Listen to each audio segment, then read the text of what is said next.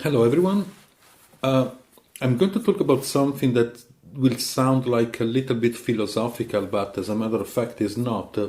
It's very realistic. I'm going to talk about memes and the relationship between memes and computer science and future AI development in particular. Uh, Despite the field of memetics, which refers to memes, so far being it a baby science, doesn't have a really strong scientific narrative of evidence, we have to say this. Nevertheless, is a very good, I believe it's an extremely good explanatory framework of analysis in order to understand things. So by approaching the problem of implicit bias, we all have cognitive biases. Many of them are implicit. Approaching this problem through a memetic viewpoint, indeed, we can say that our psychology, or what we will call the mind, is stuffed with memes, beliefs of all sorts, like second-hand thought processes or dogmatic assumptions, which tend to operate as a repetitive replicator, meaning an automatic acritical cognition and mimetic behavioral psychology, mainly because it is mesmerized by the never deductively investigated psychological luggage of epistemic acceptances we carry around. The term mimetic or memetics refers to the behavior of memes as for instance, units of culture, as proposed by researchers such as evolutionary biologist Richard Dawkins, particularly in his wonderful book, The Selfish Gene, or Daniel Dennett and Dr. Susan Blackmore and many others. Richard Dawkins in particular used to call memes, rightly I believe, viruses of the mind, which is actually what they are in most cases. The best way to understand mimetic behavior and what we will call mimetic infections is indeed the concept of replication. For instance, the perpetual replication of a belief system or a type of mindset or a kind of cognitive proneness through patterns and ideas that operate in the mind usually with no criticalness, and therefore they indeed replicate, perhaps with variations, with broken logic, biases and logical fallacies implicit in the mimetic habit and mindset. As a very important approach, a salient approach, is represented by the need to reason and to decode the difference between the activity of thinking and the activity of producing thought patterns. What we mean by this? By the act of thinking, we refer to the mental cognitive operation that takes place before the fabrication of more or less complex cognitive constructs, such as concatenations of thought processes, for instance, or ideas, assumptions, addition to pre-existing or new beliefs, interpretations of sensations and emotions, and so on. An important question regarding this approach and this very important investigation, therefore, shall be: it is possible to think about our thought patterns, our ideas, our mindset, our own thinking itself, without using the same constructs of thoughts and the same thinking that have created that thinking, that mindset, that concatenations of ideas we want to inquire about. So, let me repeat this because I'm aware it's very counterintuitive to think this way. Is it possible to think about our thinking, to simplify this, without using the same thinking that has created that thinking? I will say yes, but the problem is that we don't really quite have a training to operate this way. in terms of personal development and in terms of education. As a starting point of inquiry, the proposals shall be characterized as the following. It is possible to develop a cognitive training able to provide accurate thinking skills, aimed at thinking about our thought patterns without the interference caused by the same thought patterns and memes, beliefs, or epistemic constructs. Therefore, without using all of that as a cognitive filter of evaluation, inquiry and comprehension and understanding, we will call this approach meta-mimetic thinking, which refers to the possibility to develop via training the abilities to think in terms of memes detection and critical decoding, the fallaciousness of mimetic constructs and thought patterns before adopting them as they arise in our psychology, in the way we think. Now, some unprecedented elements have to be taken into account. The modern human world we live in offer obviously, indisputably, a spectrum of available distractions and entertainments as we never had in the past. Despite, of course, the betterment is also indisputable and the quality of life we have that is indisputable too.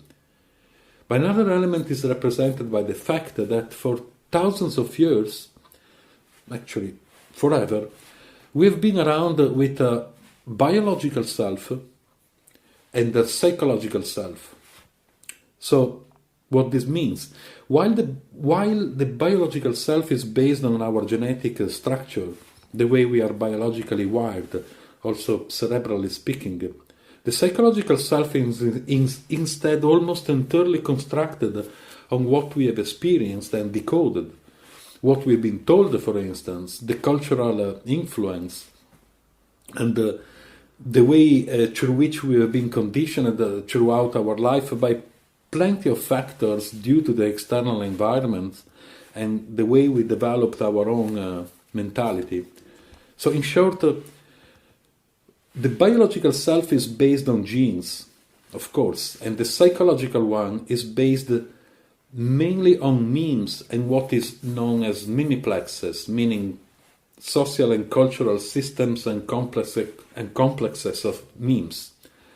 Ergo, the psychological self is greatly conditioned by mimetic structures and constructs, such as our culture, our society, and so on. The psychological self is in fact mainly a mimetic self. Now, for the first time in history, many of us have today a biological self, a psychological self, what we will call the mind, and a digital self.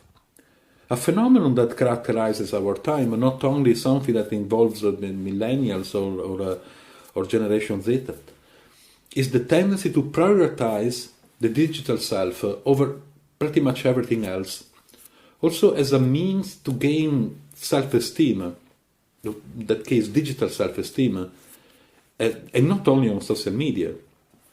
The digital self is so commonly perceived as even more relevant than the psychological self, particularly among so-called influencers, such as, for instance, on platforms like Instagram. Now, I'm not putting down social media at all. I think they are wonderful tools, but definitely the relationship we are undertaking with them is definitely not really quite healthy. And unfortunately, there is not really a decent cognitive training that is studied particularly in education about the problem. Our sense of identity and even our psychological security is getting definitely more and more digitized, from cultural, ideological, or family-based, propagated and indoctrinated memes. We entered the digital world of technological memes. And the problem is that, considering how the psychological self is in itself heavily conditioned by so many mimetic factors, that usually go unseen and unstudied, the digital self is actually even worse than that.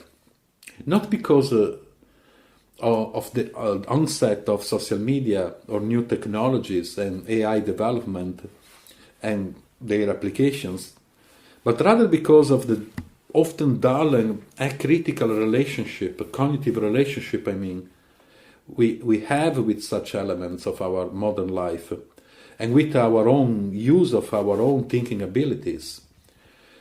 Now, indisputably, we are moving toward an automatic society of entertainment, for instance, and superficial thinking. We have plenty of data and narratives about this that seem to prove this, which appears to be an actuality of our times. I think all of this should show us what the urgency of implementing our thinking skills really is. Critical thinking, for instance, that is absolutely necessary, doesn't seem to work, probably because it's too methodological. Critical thinking should be combined with the understanding of memetics and the application of high-order multilogical and metamemetics thinking skills. A relevant understanding regarding this whole matter of future technology, including AI development, deep machine learning, and its interfacing with the human psychosocial experience, such as the individual psychology and the fabric of society, has to take place from a multi-directional analysis. The understanding of this complexity has to take place from a multi-logical analysis. This means that we cannot critically understand future problems with decent, sound accuracy by attempting predictions based on specific viewpoints that remain not intertwined with each other. To summarize this affirmation, if we try to think ahead, not to merely speculate or to rather predict through presumably accurate critical reasoning, if we try to do this and we do this filtering that thinking mainly through our own fields of expertise and viewpoints, including ideologies, we are not going to do that accurately. We are not going to perform that thinking ahead accurately at all, because we are going to perform that in a limited form. For example, seeing and predicting the evolution of technology and AI using only the computer science viewpoint, or an economic viewpoint, or a purely philosophical viewpoint, etc., and neglecting the reasoning about the impacts such an evolution will have in our lives and future life and psychology, is a pivotal mistake, because it involves using monologicality along the attempt to understand multidirectional issues. Therefore, whatever the viewpoint is, any monological approach creates inevitably a type of cognitive blindness and obstacles regarding the necessary multilogical comprehension of the future pros and cons in the human existence. Now, as another example, to clarify this point, due to the scarce propensity to think ahead, it seems we keep on repeating the same monological mistakes we committed in the past, particularly before the coming into being of the internet. What I'm trying to say by this is that no science fiction book or movie or author ever predicted the advent of the internet. It's funny, we predicted flying cars by the end of the last century. We got instant global communication instead, overloads of info. We got digital selves and even digital self-esteem, the psychological impacts of which are currently more deleterious than positive from a psychological viewpoint, just like the clinical literature in regard of this, and shows us, such as the rise of mental disorders seems to indicate. When the internet became reality, most people were seeing internet as a mere tool. It wasn't only a tool, it's actually shaped our life and thinking dramatically, providing fantastically constructive pros and advantages, and very much unexpected cons, kind of negative effects, including globally speaking. It definitely transformed globally people's information processing and changed greatly our personal and social information ecology. This is to say that when human life and reality, seeing this especially from a psychocognitive analysis, will get interfaced with possibly sentient digital AI capable of performing, let's say, 50 years of intellectual evolution with zero cognitive fallacies in less than a second, the very concept of competing or handling or catching up will actually disappear, being such concepts merely impossible tasks to reach. Some academics name this scenario, such as Susan Blackmore, the third replicator point, referring to the three stages of human evolution: the evolution of genes, the evolution of memes, and the evolution of technological memes, meaning the merging of human life with technological evolution and development. So thinking ahead with accuracy, therefore, trying to analyze this most likely to happen future scenario to come. So to come up with some sound prediction, it is logical to predict how there will be probably two main possibilities. In possibility number one, let's call it a non-beneficial third replicator point, we will have an unfortunate type of human scenario where the overwhelming majority of thinking skills will be almost completely delegated to AI-powered computational systems. This scenario involves the circumstance where having human turning into surrogates, mimioids, whose primary activity will be pivoted, aside the primary needs, of course, in a mere perennial kind of entertainment, meaning fundamentally a human society basically focused on entertainment. In possibility number two, let's call it a beneficial third replicator point, we will have a type of humanity coexisting with technological evolution and sentient AI constructively, where human thinking skills and almost most of the operational aspects of life will be assisted by artificial consciousness eventually, resulting in a progressive decrease of personal and collective logical fallacies, and therefore more and more betterment and better decision making, therefore better and better policy making, and therefore a substantial increase of high order thinking skills, including emotional intelligence. That will be wonderful. The benevolent scenario will also involve a dramatic dissolution of human conflicting attitudes, irrational beliefs, conflicts and mental disorders, probably even mental illness, not to mention economic, geopolitical, and interpersonal discrepancies. Obviously, this is a scenario proposed in this possibility cannot possibly come into being magically as a mere series of events based on a certain chain of reaction of beneficial causalities. So long story short, if we do something, probably something will happen, whether constructive or not. If we do nothing in terms of implementing our reasoning, nothing will happen, and therefore possibility number one will be summoned and will characterize the future human life throughout the third replicator point. By doing something, we refer to the absolute necessity to propose, promote, and establish personal and educational training, which fundamental aims must focus on the progressive refinement of our thinking skill. The ambitiousness of such training, which is actually a necessity, is about training ourselves in order to increase multi-logical thinking skills and metamimetic abilities in our thinking processes, therefore performing a critical understanding of the structure of our own thought processes, personal and collective information ecology, and therefore nourishing a gradual increase of psychological efficiency. This is definitely an absolute priority starting from now and for particularly the next decade to come.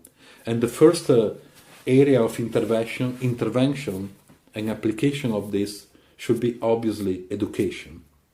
Thank you.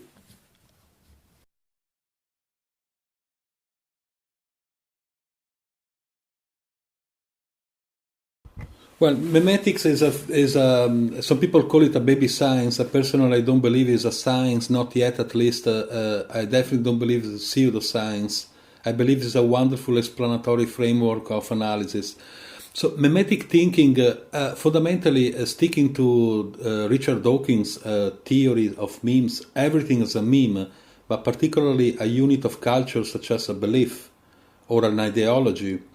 So, in a very simplistic way, memetic thinking refers to a form of thinking that is somehow influenced by common sense or epistemic acceptances or a ideology or a belief or a religion and so on. Fundamentally is this, but it goes deeper than this, it's far more complicated than this, so I'm sure we don't have enough time. So just a second question then. So you asked this very interesting question early on. Can we think about our thinking without employing the original thought patterns of that original thinking? In other words, is it possible to engage genuinely in critical thinking? I think that's what you're asking. And I think there's a long tradition in the West, going back to Socrates, to say, yes, we can do that. It's not easy. It's painful. Sometimes it needs the help of other people. But we can reflect upon our biases and our thought patterns in such a way as to get beyond them. I don't know that we're ever fully successful, but at least we can make some progress. If we can't, we should just give it up. And education is a waste of time. That's what I would say. Why? I don't know what you would say to that. I could not agree more. Now, what are we educated for if we don't apply this training, which is what I'm proposing with the terminology meta-memetic thinking. Meta stands for going beyond the meme. I also intertwined this with what is known in academia as metacognition. But very erroneously, many people believe that metacognition is about thinking. Well, in some way it's true, but it's not only about that. That is not even a surface. Metacognition is about understanding what kind of thinking we apply when we think about the way we think. If that thinking is conditioned, and just like Einstein said a long time ago, there is no way to fix a problem or to understand a problem if we think about that problem using the same thinking that created that problem. And that is perfectly true. So what I'm proposing is a training based on programs to be applied, particularly the field of education, fundamentally aimed at making this possibility work, the possibility to think about our thinking without using the same thinking that created that thinking. That sounds funny, but is applicable, and this is what I call metamemetics. For example, we can run some experiments about this, particularly among religious people. Can a religious person think about their own mindset, faith mindset, without using as a cognitive filter all the archetypes and the memes that constructed that particular mindset? I believe it's possible. And also I believe that is the only way to make a critical thinking work, because unfortunately we have a very strong literature of particularly academic evidence that seems to indicate that critical thinking doesn't work at all. And then it's an unfortunate reality, because it would be wonderful to make it work. Probably it's too methodological. The other point is that we are developing machines and computer systems that are fundamentally programmed to pretty much stick to what I'm proposing, but we are not doing this in terms of education and personal development. which means that the gap and the discrepancy between human thinking and future artificial thinking will increase dramatically if we don't do something starting from right here, right now. Well, thank you. Thank you. Diego, thanks a lot. It's a pleasure.